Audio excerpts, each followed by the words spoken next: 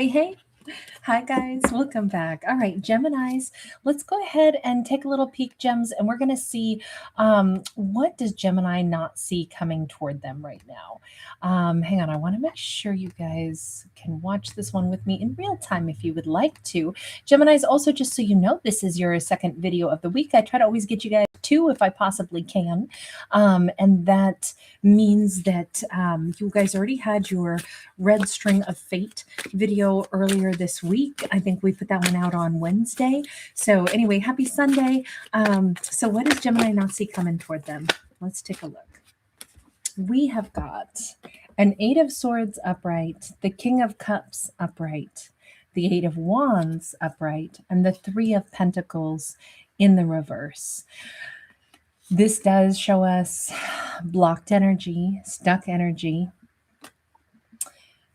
but stuck energy, and I almost think that either a message isn't getting through, like there's a communication barrier. Maybe it's because there's like, I'm waiting to hear from somebody. Well, they're sitting here waiting to hear from Gemini and nobody hears from each other at all. But it could be like somebody's in a dead spot with, I have dead spots all over in my house that I live in. Like there's sometimes you can send a message, but you can't receive one, vice versa. So I'm wondering if this is actually a really bizarre communication meltdown, but not for any reason. I don't know if Gemini is going to be sitting right next to some kind of like building that provides some tremendous blockage for like satellite conduction to, get a text message to go through. And Gemini might be like, oh, they never wrote me back. And they're sitting here going, I hope Gemini got my message. Or they couldn't get Gemini's message and Gemini doesn't know that yet. It just feels like there is a breakdown in communication, but it's not for lack of effort. It's because I don't know, these iron bars keep making me think that there's somebody needs to check their cell phone connection, maybe restart their phone, maybe walk away from where they're sitting. He looks like he's out by the water, which is another place that could be terrible conduction. Somebody lives near the sea. We take for granted that all of our connections are supposed to be instantaneous. Two of Swords, again, blocked connection. It seems like it might be primarily on his side, like his phone is not able to send. Like you notice how we've two masculines standing here crossing umbrella swords. And there's our Gemini, again, sitting on a park bench. This feels like a missed communication that is not expected, could throw things into a bit of chaos. Three of Wands sideways. Yes, it could jeopardize whatever the upcoming future was supposed to look like. A plan, an appointment, a meetup detail. I'm here, but I don't know that they're here. I waited 2 hours, never heard back from them. I feel like I got blown off. That could be an unexpected twist in the not too distant future. So especially if characters haven't been able to like confirm, it says, make sure if there has not been confirmation, make sure that a response, try another method, pick up the phone and call, make sure it doesn't say, beep, beep out of range or something. Cause that might be the only way that a character discovers, oh, my phone's not connecting. Sunflowers, moon power. So great to see you. I love the alien emoji. You are so adorable. Now, this feels like, okay, we just have a character that really, really needs to check their connection status. Seven of Cups, Queen of Swords. That Seven of Cups, again, I'm sitting here wondering, they're sitting here wondering, everybody's wondering what's going on. And nobody's checking.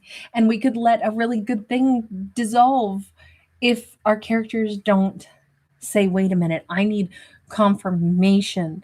Did I misunderstand you? Maybe you're too busy to get back to me, but wanted to make sure I left you a voice message. I was thinking this was happening, but maybe I'm confused, or maybe you changed your mind and maybe you sent me a message that I didn't get. It feels like we need to have confirmation because right now it's a big ball of confusion. And if that is what's coming, because I said, what does Gemini not see coming toward them?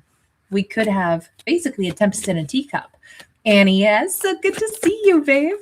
Just one spark. So awesome to see you. Thank you guys so much for hanging out with me in the Gemini videos. Thanks for representing the Gemini clan, the little club of gems. This 9 of coins and 7 of cups. Yeah, if anything, we've got a huge amount of, well, I guess I'm just, they didn't want me. 2 people both thinking, I guess I wasn't wanted. That's okay. Not okay when we don't have communication. Great, though, that on one hand, it's like, I'm not going to let it bother me, so I didn't hear from somebody. But this does say when we don't hear from somebody, don't immediately jump to the conclusion that, oh, they blew me off. Oh, they weren't for real. Because we have to remember, on one hand, we assume our communication in today's era is so swift and so efficient, and there's a million things that disrupt it. And we don't necessarily remember that. Updates that we didn't know our phones were doing. Don't you love that? How our computers and phones do updates that we didn't authorize, and it downloads stuff that we didn't know was getting downloaded. And you have to read about it a month and a half later after who knows what data has been already recorded and collected. You know, those types of things can throw everything into disarray, and we would never know until later on. So it just says, when something is not going smooth, entertain the idea that there could be more than one possibility as to why we haven't heard from somebody. They're not necessarily blowing us off, and maybe they're sitting there wondering the same thing about us. I love that message because it's so important to remember that there are all kinds of, bits of, just hypothetical situations. It doesn't mean any of that's true. It just means unless we have an absolute answer as to what's going on, we don't have an answer. That's all. Okay, so let me just take another look here and say, is Gemini going to get the answer to this? Will there be a resolution? 7 of Pentacles in time. After, again, somebody's sitting here by themselves at a restaurant. Maybe there's 2 restaurants with the same name. Let's say it's a bigger city and there's 2 restaurants, identical name. There's whatever, the Red Diner East and the Red Diner West. But I only knew it was called the Red Diner East. I thought that was the whole name. I didn't know that it denoted the different side of town that it was on. So maybe they're both at the Red Diner, but one's East and one's West. And they're like, no, they definitely didn't show up. They didn't call. They didn't text. And if we have 2 problems compounding things, where it's like bad cell service or something as well, it could take hours before these 2 figure it out. Or maybe a server comes along and says, well, are you sure that you were supposed to meet them at East or, and not at West? And it's like, what? I never even thought of that. It says that with the Ace of Swords and the Tower in the reverse, one of the 2 of them will figure it out and be like, oh, that could be what happened. We're at the same place, wrong location, same name, wrong location. Or we both maybe encountered a problem and the other one doesn't know it yet, but only one person figures it out.